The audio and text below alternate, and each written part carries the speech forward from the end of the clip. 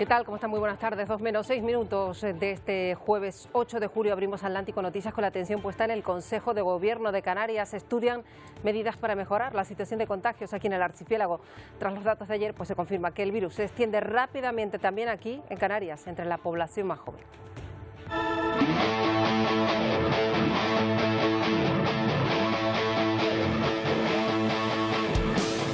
La tendencia negativa en Tenerife se mantiene y ahora además Gran Canaria experimenta una fuerte subida. Los expertos siguen llamando a que todos los grupos de población se comporten ahora con especial cuidado.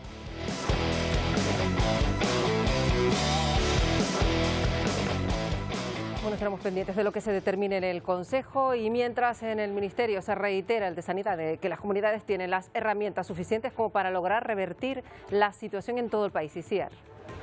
Sí, Marta, porque a pesar de los avances en materia de vacunación, nuestro país se encuentra ya en riesgo extremo y se pasa en tan solo una semana de los 105 a los más de 200 casos por cada 100.000 habitantes. Además, muy pendientes a la variante Delta, porque es la variante que predomina ya en al menos 4 comunidades autónomas. Por cierto que Reino Unido acaba de anunciar que los vacunados con pauta completa, los británicos van a poder viajar a países en ámbar el 19 de julio. Esto incluye evidentemente a Canarias, lo vemos en un momento y además se extiende esa variante Delta en nuestro país, lo hemos contado, y ese temor ha hecho que Francia, por ejemplo, haya decidido recomendar a su población no viajar a España. El ministro de Asuntos Exteriores dice que es solo una recomendación de momento que extienden también a Portugal. Y en Reino Unido viven casi con total normalidad, lo hemos visto en las celebraciones por el pase a la final de Inglaterra en la Eurocopa de fútbol. Comportamientos que hacen temer una situación aún peor de contagios en un país donde la variante Delta está presente ya en el 90% de los casos. Y en Estados Unidos han celebrado este homenaje a los sanitarios que han trabajado tan duramente para combatir la COVID en ciudades como esta, Nueva York. Un desfile con médicos, con enfermeros, con personal sanitario que eran saludados como héroes. Y fíjese que Pedro Sánchez ha tenido que suspender momentáneamente, eso sí, la rueda de prensa que estaba dando en Lituania. Bueno, y todo ha sido por una alerta real de amenaza de la Fuerza Aérea Rusa que invadió el espacio aéreo de Lituania. En ese momento un caza tuvo que despegar para darles aviso de que debían abandonar urgentemente la zona. Lituania y Rusia mantienen una tensión constante. Este tipo de maniobras rusas no son extrañas. Y el asesinato de Samuel en La Coruña aún está en investigación por posible relación con delitos de odio y ha puesto sobre la mesa una tendencia que denuncia a los colectivos en España. Según estas organizaciones, las agresiones aumentan en los últimos años, cifras que recoge también Miguel en el Ministerio del Interior. Según el Ministerio del Interior, los delitos de odio por orientación sexual han aumentado un 65% en los últimos 5 años. Según varias organizaciones LGTBI, miles de personas en nuestro país sufren agresiones físicas y verbales solo por su condición sexual. La Federación Estatal LGTBI denuncia que en 2019 cerca de 1.000 personas sufrieron algún tipo de ataque. Las estadísticas reflejan que la violencia la ejercen mayoritariamente los hombres y sobre personas de su mismo sexo. Basta ya.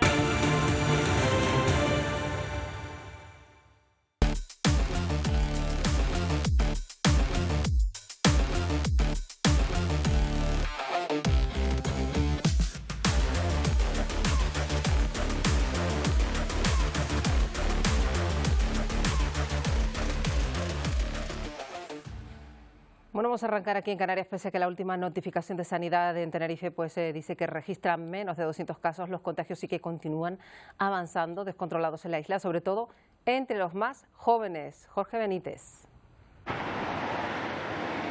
Pues pese a que en el último registro de Sanidad Tenerife notificó menos de 200 casos, la pandemia aquí continúa avanzando totalmente descontrolada, sobre todo entre los grupos etarios más jóvenes. Y es que, por ejemplo, si nos vamos a la incidencia acumulada en los últimos 14 días, entre jóvenes de 20 a 29 años de edad, vemos cómo en toda Canarias se coloca entre 357 casos por cada 100.000 habitantes, mientras que aquí en Tenerife esa cifra se duplica y se superan los 700 casos. Una cifra que preocupa y mucho y que está haciendo que la presión asistencial crezca. Las UCIs, por ejemplo, aquí en Tenerife ya se encuentran a un 13% de su ocupación. Por eso urge vacunar sobre todo a los más jóvenes.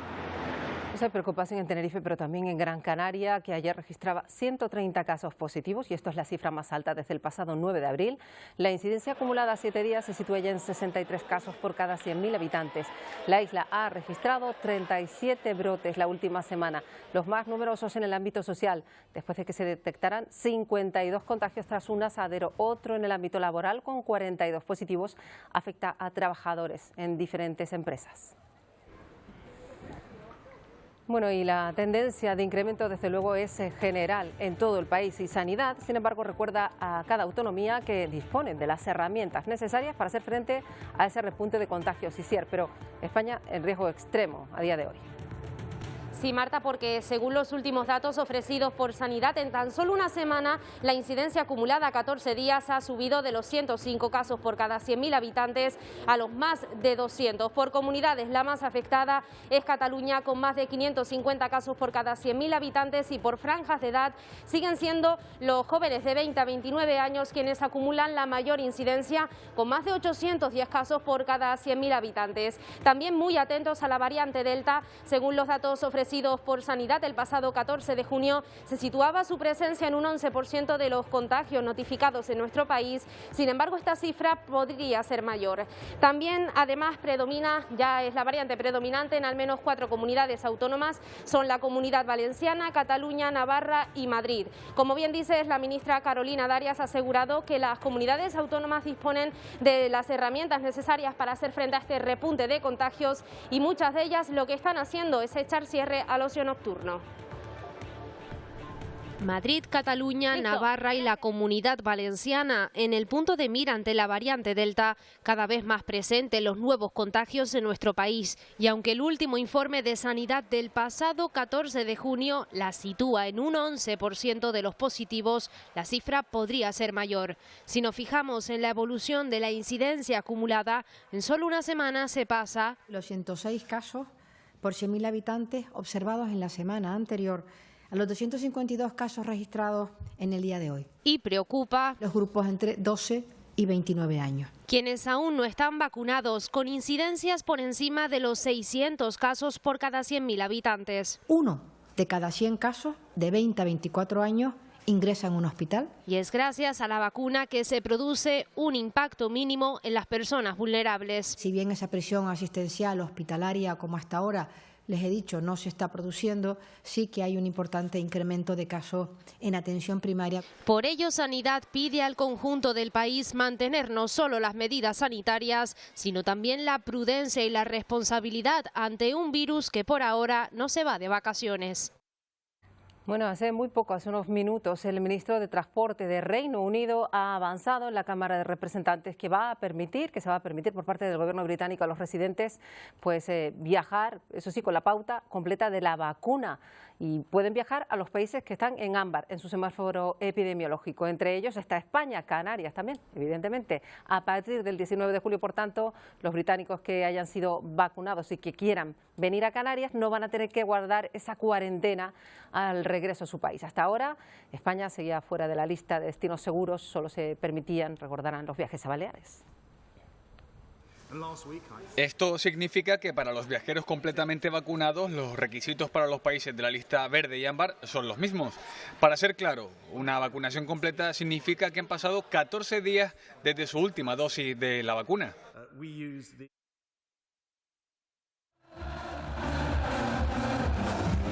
En Reino Unido prácticamente están viviendo ya la normalidad de la que se va a entrar a partir del día 19. Y ven celebraciones por el pase a la final de Inglaterra. La Eurocopa de fútbol hacen temer a muchos expertos una situación aún peor de contagios en un país donde la variante Delta está presente ya en el 90% de los casos.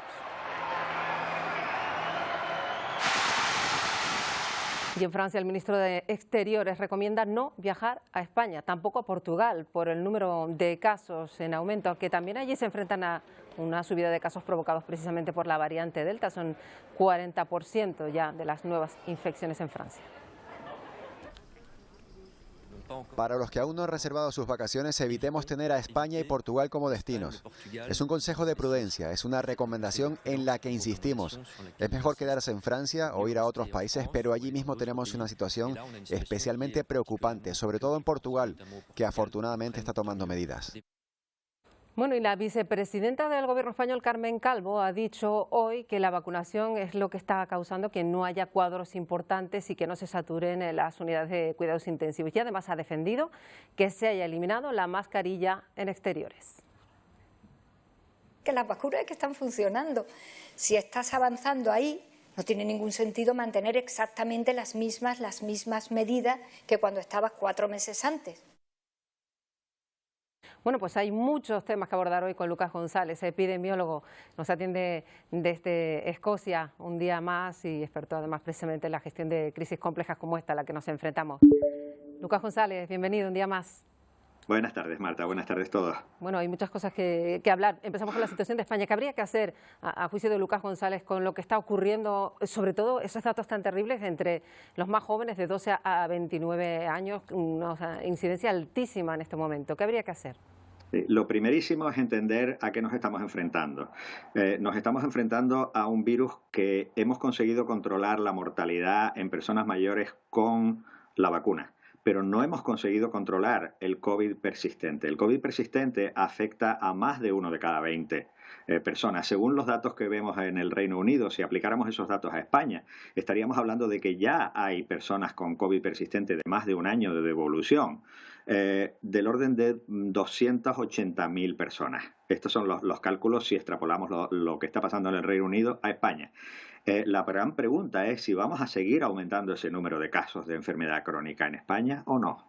Esa es la cuestión. Lo que va a pasar en España, aumentan los casos, están tratando de ponerle freno a las comunidades, pero ¿qué pasa en Reino Unido, donde vive precisamente pues Lucas González? Porque a partir del día 19 empieza el día lo han llamado el Día de la Libertad. Yo no sé qué supone este día para los expertos y los sanitarios y los epidemiólogos. El virus debe estar frotándose las manos en este momento, si tuviera manos.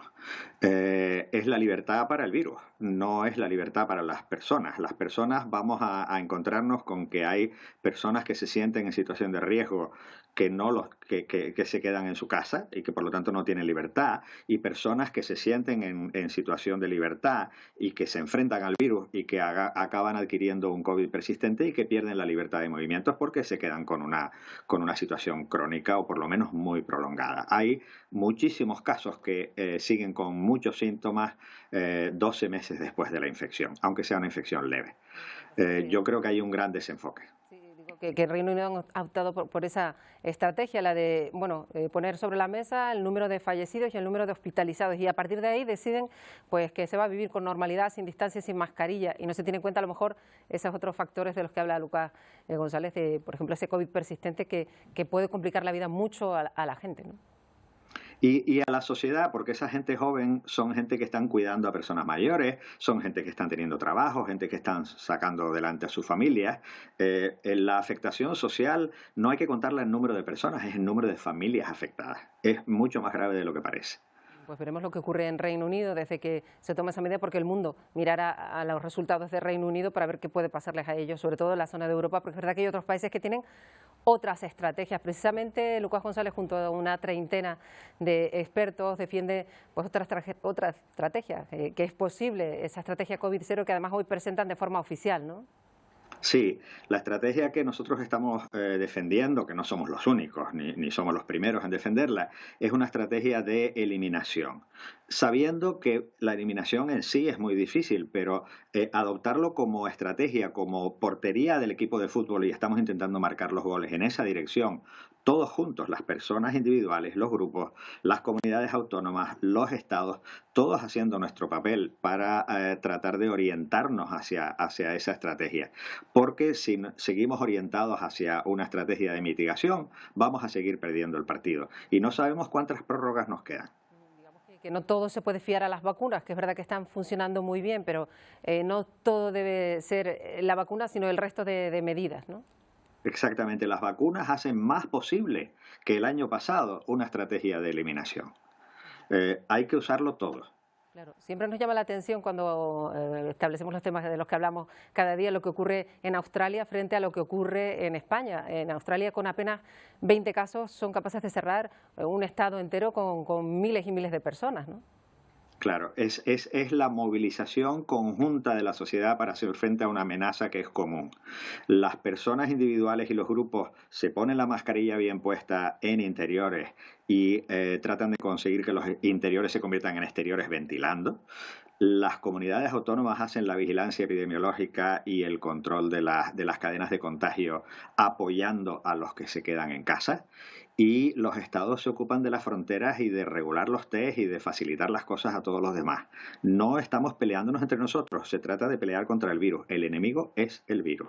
Estaremos pendientes de esa estrategia y sobre todo veremos si los gobiernos cogen el guante y establecen esas medidas que también son muy interesantes junto a esa vacunación que sí que parece por lo menos que va bien.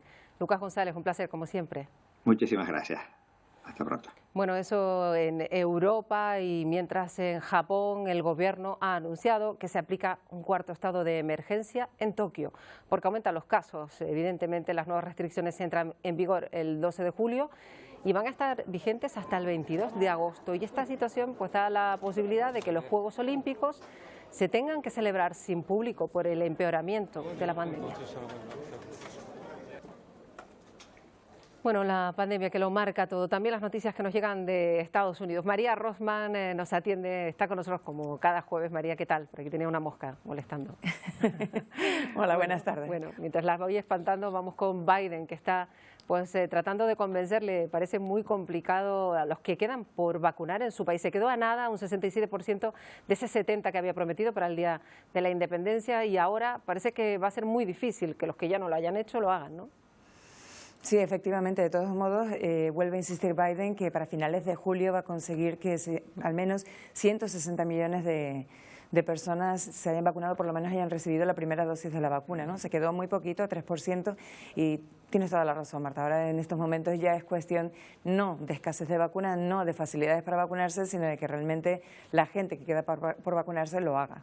Claro, y lo vimos incluso en ese discurso del Día de la Independencia tan importante, que tanta repercusión tiene, pedir como acto patriótico a los norteamericanos que se vacunen, ¿no?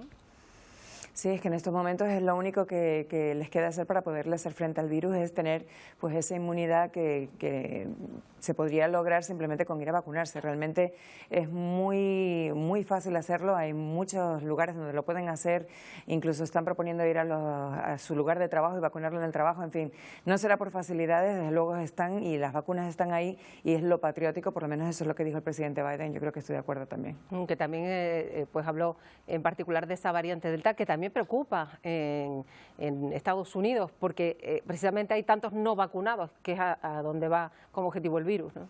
Sí, al parecer el 90% de los casos que se están dando en Estados Unidos son precisamente por esta variante que es tan contagiosa y sobre todo en personas que no han recibido la inmunización. Curiosamente, al mismo tiempo que estamos viendo que se han frenado las vacunas, sí hemos visto un país que está tratando por todos los medios de volver otra vez a la normalidad, e incluso por medio de celebraciones como en la Casa Blanca, en la que se hizo una fiesta para 1000 personas el día de la Independencia, o incluso con desfiles. Efectivamente. Luego también, hablando de desfiles, vamos a ver el que se produjo en Nueva York. Los héroes, en este caso, los que desfilaban eran pues los sanitarios, los médicos, las enfermeras. La que pues avanzaba el desfile, aquella enfermera que todos recordamos, la primera que se vacunó en Estados Unidos. Sí, vemos estas imágenes y parece increíble que estamos hablando de que todavía el mundo sigue en una pandemia cuando estamos viendo pues un desfile de este tipo, un desfile de confeti. Se llama así porque es bastante típico en Nueva York que desde los edificios pues lancen confeti y da la impresión esta pues de festivo de lo que se está celebrando. Pero claro, para muchos bomberos y muchos sanitarios y mucho personal de emergencia esta celebración llega quizás demasiado pronto, ¿no? Todavía estamos lidiando con una pandemia, no ha desaparecido ni mucho menos, pero es cierto que Nueva York, que fue en su momento cuna del virus en Estados Unidos, ahora mismo la incidencia es bastante baja. Efectivamente, bueno, y vemos allá a los sanitarios incluso pues sin mascarillas ni ningún tipo de distancia social, esperemos que no haya ningún problema. Por cierto, que ese fin de semana del 4 de julio ha dejado unas cifras sobrecogedoras en cuanto al número de muertos por violencia armada, por tiroteos, más de 400, María. Exactamente, de hecho las últimas cifras ya lo sitúan en más de 500, hablando de pandemias, en este caso es la pandemia de violencia y de armas en Estados Unidos. El fin de semana del 4 de julio, más de 500 tiroteos, 233 muertos, casi 700 heridos en un fin de semana, ¿no? Y lo peor del caso es que en comparación con el año pasado es un 26% menos. Hay un problema muy grave, muy serio en Estados Unidos con respecto a las armas. El presidente Biden está tratando de buscar formas de mitigar este problema, pero realmente volvemos otra vez a que lo están haciendo por medio de iniciativas de educación hacia los más jóvenes, pero no de control de armas, que realmente es donde deberían centrarse, claro. Pero es tan difícil en un país como Estados Unidos. Efectivamente, ¿no? Ya lo hemos comentado, lo complicado que es controlar las armas, por más que ya lo haya iniciado Joe Biden, pero le va a costar muchísimo. Vamos a mirar hasta otro punto de Estados Unidos, hasta Miami-Dade, ese condado. La alcaldesa, los equipos de rescate ya han dicho que son cero las posibilidades de encontrar a personas bajo los escombros de ese edificio que se desplomó casi 2 semanas después, María. Sí, exactamente. Ya han anunciado que van a cambiar las labores, ya no van a ser labores en búsqueda de sobrevivientes, sino labores de rescate de cuerpos, por lo menos para intentar estas familias que todavía están buscando a unos 86 desaparecidos. Ya la cifra de muertos está en 50 y algo. Y bueno, teniendo en cuenta que ya incluso se procedió a la demolición de la otra parte del edificio, es muy difícil en estos momentos pues entender que puedan haber todavía personas con vida bajo todos estos escombros.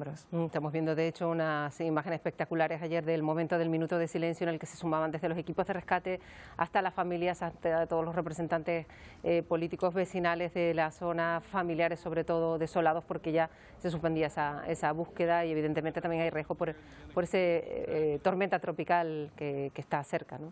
Sí, exacto. La tormenta tropical Elsa pues también fue uno de los factores que determinó que decidieran la demolición del edificio, porque supone obviamente un riesgo muy grande tener ese edificio en mal estado todavía ahí, que podía provocar incluso más desastres.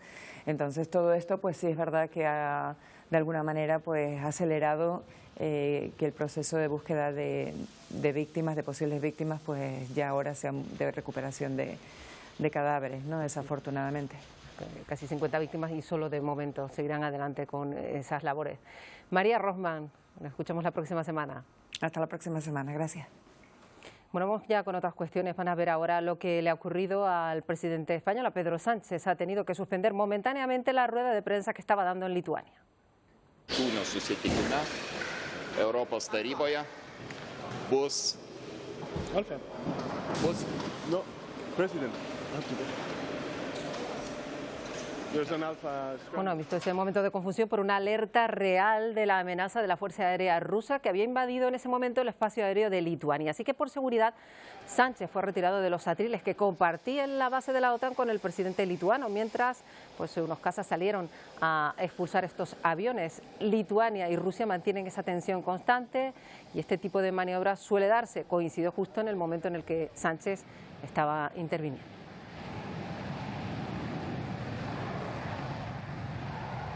Miremos ahora a Haití. Las autoridades han detenido a 2 de los presuntos responsables de la muerte del presidente. Otros 4 sospechosos han sido abatidos. El presidente Jovenel Moïse fue asesinado a tiros en su propia casa. En la operación también se ha liberado a agentes de la policía que habían sido secuestrados. Las reacciones no se han hecho esperar. Alrededor de la 1 de la madrugada de este miércoles, el presidente haitiano Jovenel Moïse fue asesinado a tiros por atacantes no identificados en su residencia privada en las colinas de Puerto Príncipe. El primer ministro Claude Joseph catalogó el magnicidio como un acto atroz, inhumano y bárbaro. Declaró estado de emergencia y reveló algunas pistas. Los primeros elementos de información que tenemos a nuestra disposición nos hacen entender que se trata de un grupo de personas que hablaban inglés y español, llevaban armas de gran calibre y asesinaron al presidente. La esposa del presidente, Martine Moïse, recibió un disparo y las autoridades buscaban trasladarla a un hospital en Miami, dijo el embajador haitiano en Estados Unidos. En Washington, el presidente Biden calificó como muy preocupante los hechos ocurridos en Haití. La vocera de la Casa Blanca aseguró que Estados Unidos está dispuesto a brindar ayuda y que actualmente está evaluando cuáles son sus necesidades. La Organización de las Naciones Unidas también rechazó rotundamente el asesinato y no descarta colaborar en una investigación internacional. Es ante todo responsabilidad del gobierno investigar este abominable crimen contra el presidente y contra la primera dama. Como siempre, estamos dispuestos a ayudar al gobierno en todo lo que podamos. En cuanto a una investigación internacional, sabemos que requeriría algún tipo de mandato. Por ahora, debido a los acontecimientos, República Dominicana ha cerrado fronteras con Haití, cuyo principal aeropuerto permanece clausurado. Pues el presidente español también ha condenado este acto que sume al país más pobre de Latinoamérica en una gran incertidumbre. Dramático asesinato del presidente de Haití y también de su mujer. Quisiera en primer lugar trasladar mi absoluta condena, en segundo lugar trasladar mi absoluta cercanía y empatía con el pueblo de Haití y finalmente, como presidente del Gobierno de España, apelar a la unidad política para salir de este terrible trance que ahora mismo está sufriendo un país con el cual, pues lógicamente, tenemos también muchísimos vínculos. Conmoción en los Países Bajos después de que el periodista de investigación Peter de Vries fuera tiroteado en plena calle tras participar en un programa de televisión.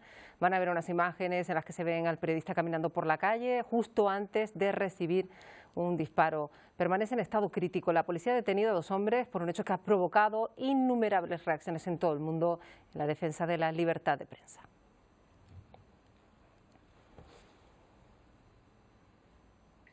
Se ha producido una operación conjunta entre la Policía Nacional y la rumana que ha hecho posible la desarticulación de una organización criminal que presuntamente explotaba sexualmente a 17 mujeres. 13 personas detenidas en Rumanía que trataban de enviar a mujeres a España, esas víctimas de trata, para luego explotarlas en varios clubes de alterne. 17 chicas rumanas en situación de extrema vulnerabilidad.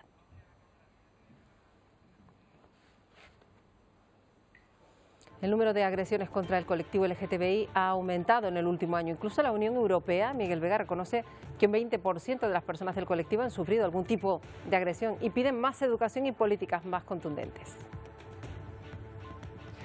Las agresiones al colectivo han marcado el mes de la celebración del orgullo. Los colectivos LGTBI denuncian que los ataques han aumentado en los últimos años, alentados por el discurso del odio de algunos sectores de la sociedad. Según recoge el informe del Ministerio del Interior, los ataques han crecido en el último año más de un 8% y se han convertido en la tercera causa de violencia de nuestro país. Según las organizaciones, vivimos una tendencia al alza. Pasamos de, en 2018, 256 agresiones a 2019 a cerca de 280. Pero según la Federación Estatal LGTBI, la cifra de agresiones podría rozar las 1000. Esto indica que hay mucho trabajo por delante, que hay que trabajar mucho más para concienciar, para que la policía se acerque y explique y atienda con mayor facilidad al colectivo LGTB, para que el colectivo LGTB no perciba a la policía como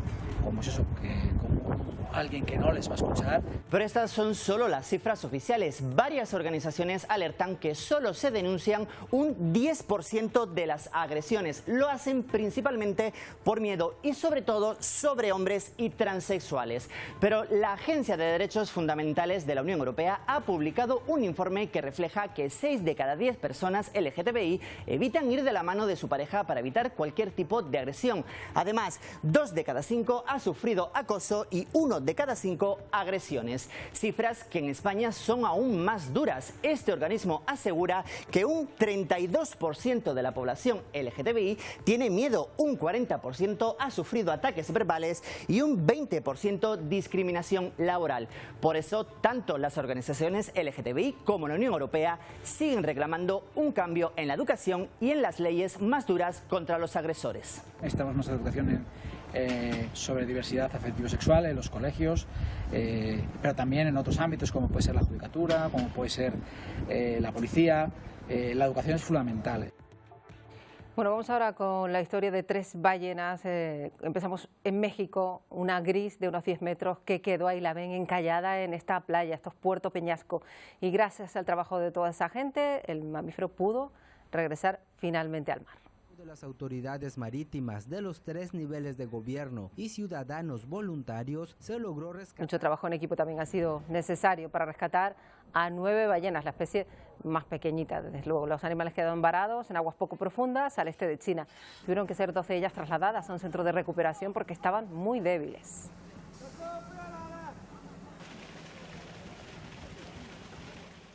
Bueno, y la tercera protagonista es española, una ballena rorcual, esta sí es enorme. Quedó atrapada en pleno Club Náutico de Valencia, pero ha podido volver al mar gracias a todo un equipo de expertos que ha destacado el gran esfuerzo de coordinación para reorientar a esta mole que medía 18 metros. Lleva buena dirección. Nos vamos a ir con arte, con una exposición que se llama Frida Inmersiva, que abrió sus puertas, acaba de hacerlo en Ciudad de México, una exposición que nos deja ver reproducciones de hasta 26 obras de Frida Kahlo de una manera diferente.